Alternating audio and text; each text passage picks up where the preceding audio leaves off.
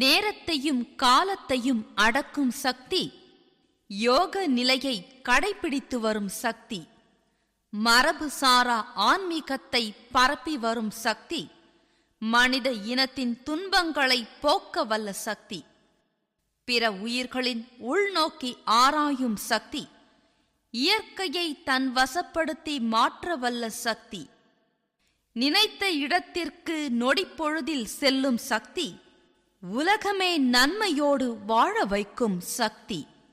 இவ் அனைத்து சக்திகளும் சித்தர்களுக்கு உண்டு. அஷ்டமா சித்திகளை பெற்றவர்கள் சித்தர்கள். இந்த சித்தர்களுக்கெல்லாம் சக்தி தரும் அன்னை ஆதிபராசக்தி சக்தியுகம் படைக்க மேல் மருவத்தூரை தன் வீடாக தேர்ந்தெடுத்தாள்.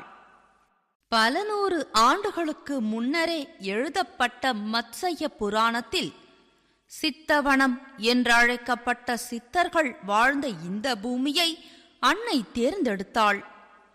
1966 ஆண்டில் தன்னை சுயம்புவாய் அன்னை வெளிப்படுத்தி உலகிற்கு நல்வழி காட்ட வந்திறங்கினாள். அருள் திரு பங்கார் அடிகளார் உருவில் உலகில் நடமாடி வருகிறாள். அம்மா அம்மா என்று எல்லோராலும் அன்போடு அழைக்கும் ஆன்மீக குருவாய் தெய்வமாய் வலம் வருகிறாள்.